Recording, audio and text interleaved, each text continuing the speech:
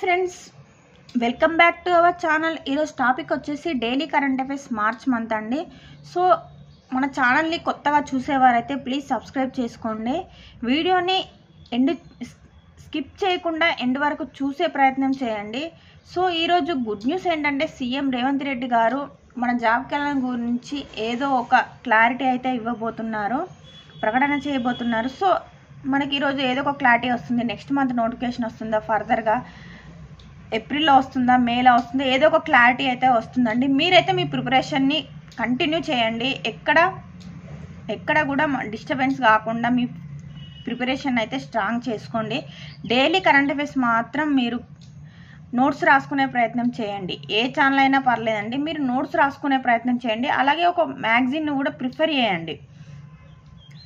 So టాపిక్లోకి వెళ్తే, supreme court న్యాయమూర్తిగా జస్టిస్ జోయ్ మాల్యా బాగ్బీ ప్రమాణ స్వీకారం అండి. ఇది పాలిటీ పరంగా చాలా ఇంపార్టెంట్ అప్డేట్ అండి. సో సుప్రీంకోర్టు న్యాయమూర్తిగా నియమించిన జస్టిస్ జోయ్ మాల్యా బాగ్బీ చేత భారత ప్రధాన న్యాయమూర్తి అయినటువంటి జస్టిస్ సంజీవ్ ఖన్నా గారు మార్చి 17, 2025 ప్రమాణ స్వీకారం చేయించడం జరిగిందండి. ఇతను ఇప్పటి వరకు కోల్కతా హైకోర్టు సీనియర్ న్యాయమూర్తిగా పనిచేయడం జరిగిందండి. సో ఆయన నియామకంతో సుప్రీంకోర్టులో న్యాయమూర్తుల సంఖ్య వచ్చేసి 33కు చేరడం జరిగింది. సో మనం సుప్రీంకోర్టు గురించి పరిశీలించినట్లయితే దీని యొక్క సుప్రీంకోర్టు యొక్క ఏర్పాటు ఎప్పుడు జరిగిందండి? జనవరి 28, 1950. దీని తొలి ప్రధాన న్యాయమూర్తి వచ్చేసి హెచ్జే కానియా.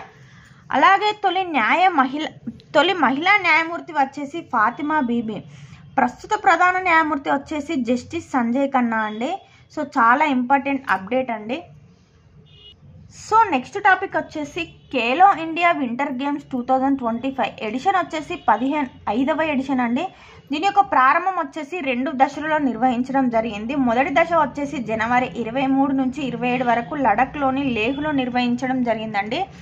రెండవ దశ వచ్చేసి మార్చి 9 నుంచి 12 వరకు జమ్మూ కాశ్మీర్లో ఖేలో ఇండియా వింటర్ గేమ్స్ను నిర్వహించడం జరిగిందండి. దీని యొక్క మస్కట్ వచ్చేసి స్నో లెపర్డ్, మంచు చిరుత పులి. సో ఈ ఖేలో ఇండియా వింటర్ గేమ్స్లో వివిధ రాష్ట్రాలకు సంబంధించిన పథకాలను చూసినట్లయితే భారత సైన్యం వచ్చేసి 7 స్వర్ణాలు గెలవడం జరిగిందండి. రజతాలు వచ్చేసి 5 గెలవడం జరిగింది. కాంస్యాలు వచ్చేసి 6 గెలవడం జరిగింది. మొత్తంగా భారత సైన్యం వచ్చేసి 18 పథకాలు గెలుచుకోవడం జరిగిందండి. నెక్స్ట్ వన్ వచ్చేసి హిమాచల్ ప్రదేశ్ 6 స్వర్ణాలు, 5 రజతాలు, 7 కాంస్యాలు, మొత్తంగా 18 పథకాలు సాధించడం జరిగిందండి. థర్డ్ వన్ వచ్చేసి లడఖ్ 4 స్వర్ణాలు, 2 రజతాలు, 1 కాంస్య పథకంతో మొత్తంగా 7 పథకాలను సాధించి లడఖ్ 3వ స్థానంలో నిలవడం జరిగిందండి. సో ఈ ఖేలో ఇండియా యూత్ గేమ్స్ ఎప్పుడు ప్రారంభించడం జరిగిందంటే 2018లో ఖేలో ఇండియా యూత్ గేమ్స్ని ప్రారంభించడం జరిగిందండి. ఖేలో ఇండియా వింటర్ గేమ్స్ ప్రారంభం వచ్చేసి 2020లో నిర్వహించడం జరిగిందండి. చాలా ఇంపార్టెంట్ అప్డేట్ అండి. సో మన తెలంగాణ రాష్ట్రానికి సంబంధించిన కరెంట్ అప్డేట్ అండి. సో తెలంగాణలోని పొట్టి శ్రీరాములు తెలుగు విశ్వవిద్యాలయానికి సూరవరం ప్రతాపరెడ్డి పేరును పెట్టే బిల్లుకు తెలంగాణ రాష్ట్ర శాసనసభ వచ్చేసి మార్చి 17, 2025 ఆమోదం తెలపడం జరిగిందండి. చాలా ఇంపార్టెంట్ అండి పేరు మార్పులు. సో నెక్స్ట్ వన్ వచ్చేసి దేశంలోని అత్యంత కాలుష్య నగరంగా ఢిల్లీ నిలిచిందండి. Centre for science and environment తన నివేదికలో పేర్కొనడం జరిగింది. సో ఢిల్లీలో 2024-25 చలికాలంలో 1 క్యూబిక్ మీటర్కు PM 2.5 సాంద్రతతో 175 మైక్రోగ్రాముల కాలుష్య కారకాలు ఉండగా ఇది 2023-24 సంవత్సరంలో చలికాలంలో పోలిస్తే తక్కువేనని ఈ నివేదిక తెలపడం జరిగిందండి. సో మనకి ఎక్కడ స్టేట్ వచ్చినా దాన్ని గవర్నర్, సీఎం రాసుకునే ప్రయత్నం చేయండి.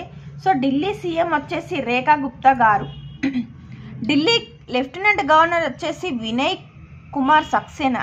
ఢిల్లీలో అధికార పార్టీ బీజేపీ 21 సంవత్సరాల తర్వాత అధికారంలోకి రావడం జరిగింది అండి. ఢిల్లీ అసెంబ్లీ స్థానాలు వచ్చేసి 70. సో నెక్స్ట్ వన్ వచ్చేసి ప్రపంచ పారా అథ్లెటిక్స్ గ్రాండ్ ప్రిక్స్ 2025 అండి.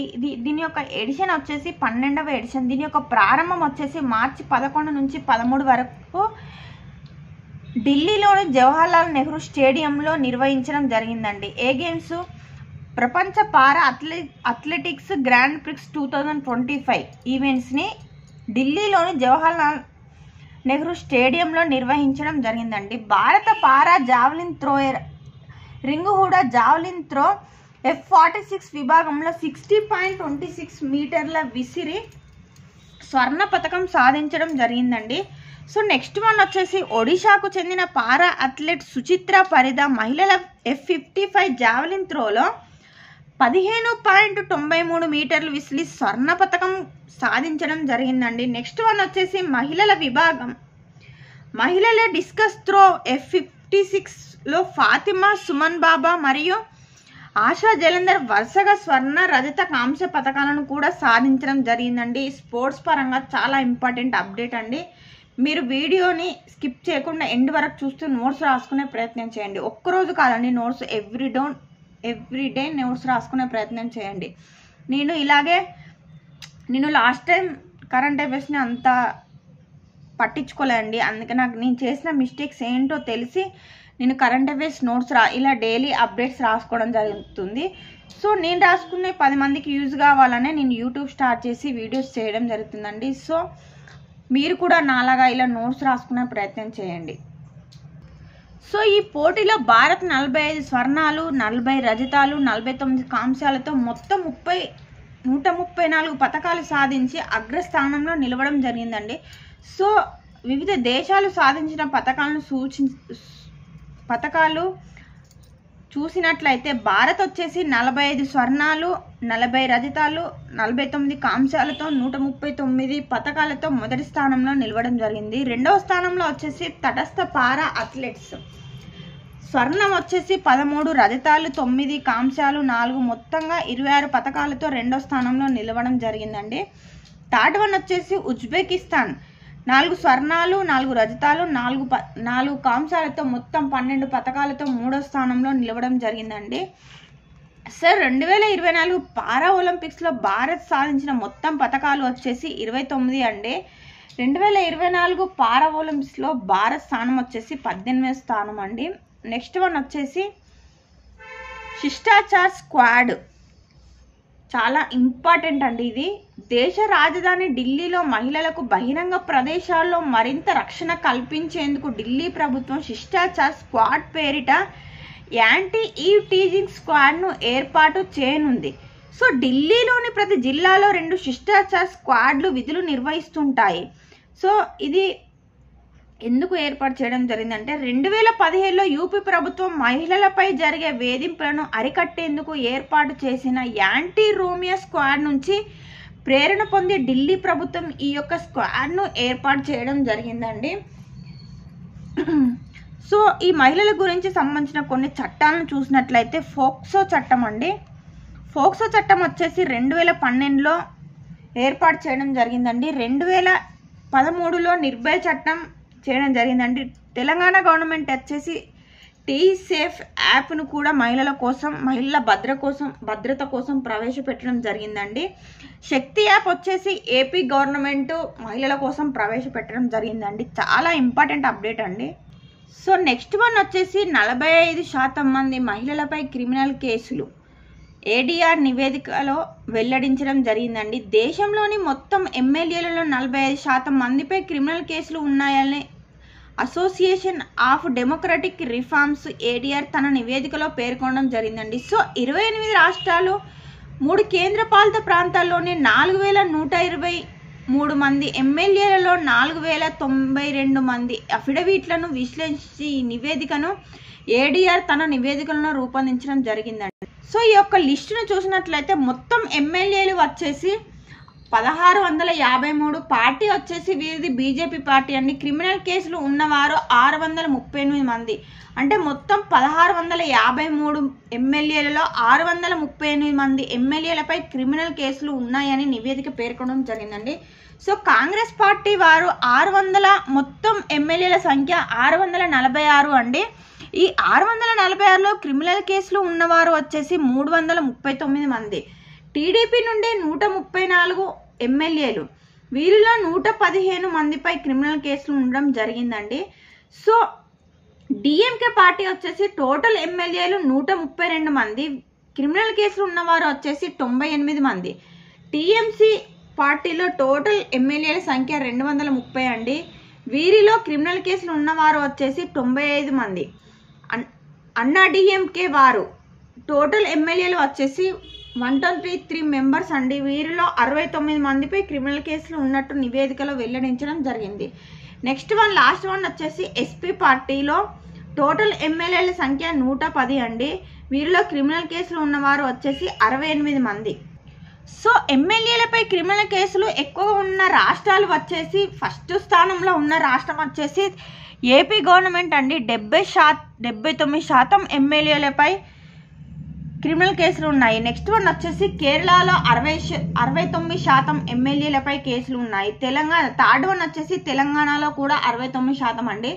నెక్స్ట్ వన్ వచ్చేసి బీహార్ రాష్ట్రంలో 66%, మహారాష్ట్ర 5వ స్థానంలో ఉంది 65%, తమిళనాడు వచ్చేసి 59% క్రిమినల్ కేసులు ఎక్కువ ఉన్న రాష్ట్రాలు వచ్చేసి ఇవి అండి. చాలా important update polity. So next one వచ్చేసి భారత్లో గ్రేట్ గ్రీన్ వాల్ ప్రాజెక్ట్ అనే చాలా ఇంపార్టెంట్ అప్డేట్. భారతదేశ సరిహద్దు వెంబడి ఒక భారీ గోడను గుజరాత్లోని పోర్బందర్ నుండి ఢిల్లీలోని మహాత్మా గాంధీ సమాధి రాజ్ఘాట్ వరకు 1400 కిలోమీటర్ల మేర ఈ గ్రేట్ వాల్ను కేంద్ర ప్రభుత్వం నిర్మించనుందండి. సో దీని యొక్క ప్రారంభం వచ్చేసి 2023లో ప్రారంభించిన అరావళి గ్రీన్ వాల్ ప్రాజెక్టులో భాగంగా దీనిని నిర్మించనున్నారు. సో ఇది గుజరాత్ మరియు రాజస్థాన్, హర్యానా, ఢిల్లీ వరకు విస్తరించి ఉంటుంది. ఈ ప్రాజెక్ట్ యొక్క వ్యయం వచ్చేసి 7,500 కోట్లు. దీనికి కేంద్ర వాటా వచ్చేసి 78%, రాష్ట్రాల వాటా వచ్చేసి 20%, అంతర్జాతీయ సంస్థల నుండి 2% నిధులు సమకూర్చొని ఉన్నాయి. ఈ ప్రాజెక్టు ఎప్పటి వరకు పూర్తి లక్ష్యంగా పెట్టుకున్నారంటే 2027 వరకు ఈ ప్రాజెక్ట్ను పూర్తి చేయాలని లక్ష్యంగా పెట్టుకోవడం జరిగింది. 2030 నాటికి అదనంగా 2.5 బిలియన్ టన్నుల కర్బన ఉద్గారాలను తగ్గించడం ఈ యొక్క ప్రాజెక్ట్ యొక్క లక్ష్యం అండి. అంటే ఎందుకోసం అండి, 2030 నాటికి అదనంగా 2.5 బిలియన్ టన్నుల కర్బన ఉద్గారాలను తగ్గించడమే ఈ ప్రాజెక్ట్ యొక్క ముఖ్య ఉద్దేశం. సో గుజరాత్ యొక్క సీఎం వచ్చేసి భూపేంద్ర పటేల్, గవర్నర్ వచ్చేసి Acharya Devvrat. So next one వచ్చేసి టేస్ట్ అట్లాస్ జాబితాలో భారతీయ వంటకం. ప్రముఖ food and travel guide taste atlas ప్రపంచవ్యాప్తంగా sweets, breakfast, non veg, veg వివిధ కేటగిరీలో ఉత్తమమైన వాటికి దేశాల వారీగా ర్యాంకులను ఇవ్వడం జరుగుతుందండి. సో ఇందులో తాజాగా ప్రపంచంలోని 50 ఉత్తమ బ్రెడ్ల జాబితాను విడుదల చేయడం జరిగింది. సో ఈ జాబితాలో భారత్కు చెందిన గార్లిక్ బటర్ తొలి స్థానంలో ఉండగా అమృత్సరి కుల్సా 2వ స్థానంలో నిలవడం జరిగిందండి. మన భారతదేశం ఫస్ట్ ప్లేస్లో నిలవడం జరిగింది. అందుకే కరెంట్ అఫైర్స్లో అప్డేట్గా ఉందండి. సో నెక్స్ట్ వన్ వచ్చేసి 6 ఫర్ జస్టిస్ను ఉగ్ర సంస్థగా ప్రకటించండి. ఇది ఖలిస్తాన్ ఏర్పాటువాద బృందం 6 ఫర్ జస్టిస్ అమెరికాలో సాగిస్తున్న కార్యకలాపాలపై కేంద్ర రక్షణ మంత్రి రాజ్నాథ్ సింగ్ గారు ఆందోళన వ్యక్తం చేయడం జరిగింది. ఈ సంస్థను ఉగ్రవాద సంస్థగా ప్రకటించాలని అమెరికా జాతీయ నిఘా డైరెక్టర్ తులసి గబ్బార్డ్ను మన కేంద్ర రక్షణ శాఖ మంత్రి రాజ్నాథ్ సింగ్ కోరడం జరిగిందండి. సో ఉగ్రవాదంలో మొదటి స్థానంలో ఉన్న దేశం వచ్చేసి బుర్కినా ఫాసో. మన ఇండియా ఉగ్రవాదంలో ఎన్నో స్థానంలో ఉందంటే 14వ స్థానంలో ఉండడం జరిగింది. సో నెక్స్ట్ వన్ వచ్చేసి అస్త్రా MK3 పేరు గాంధీవంగా మార్పు చేయడం జరిగిందండి. DRDO అభివృద్ధి చేస్తున్న air to air missile Astra MK3 పేరును గాంధీవంగా పేరు మార్చడం జరిగింది. సో గాంధీవం అనేది అర్జునుడి ధనస్సు యొక్క పేరు. అస్త్రా MK1, MK2 క్షిపణుల తర్వాత భారత డైనమిక్స్ లిమిటెడ్తో కలిసి DRDO అభివృద్ధి చేయడం జరుగుతుంది. సో దీని యొక్క స్టాటిక్ పాయింట్స్ చూసినట్లయితే DRDO ఏర్పాటు వచ్చేసి 1958. దీని యొక్క హెడ్ క్వార్టర్స్ వచ్చేసి ఢిల్లీ. DRDO చైర్మన్ వచ్చేసి ప్రజెంట్ సమీర్ వి కామత్ గారు. So next one last one వచ్చేసి టాటా కమ్యూనికేషన్స్ చైర్పర్సన్స్ ఎన్నిక. టాటా గ్రూప్ సంస్థ టాటా కమ్యూనికేషన్స్ చైర్మన్ను గణపతి సుబ్రహ్మణ్యంను నియమించడం జరిగిందండి. సో ఈయన గతంలో వచ్చేసి టాటా కమ్యూనికేషన్స్ బోర్డులో నాన్ ఎగ్జిక్యూటివ్ డైరెక్టర్గా విధులు నిర్వహించడం జరిగిందండి. So present Tata group chairman వచ్చేసి నటరాజన్ చంద్రశేఖరన్. సో ఇలా మీరు కూడా ఎవ్రీడే నోట్స్ రాసుకునే ప్రయత్నం చేయండి. ఖచ్చితంగా జాబ్ క్యాలెండర్ వస్తుందండి. మీరు ఇప్పుడు రివిజన్ చేయకుండా చదవకుండా తర్వాత నోటిఫికేషన్ వచ్చినాక బాధపడితే చేసేది ఏం లేదండి. సో మీ ప్రిపరేషన్ని స్ట్రాంగ్గా చేసుకోండి. మీకు కనుక ఈ వీడియో నచ్చినైతే please like and share your friends. మీరు లైక్ చేస్తే ఎక్కువ మందికి రీచ్ అవుతుందండి మన కంటెంట్. సో ప్రతి ఒక్కరికి మీ ఫ్రెండ్స్కి షేర్ చేసే ప్రయత్నం చేయండి. మీకు ఏమైనా గ్రూప్స్లో ఉంటే కూడా గ్రూప్స్లో షేర్ చేయండి. సో థ్యాంక్ యూ ఆల్ అండి.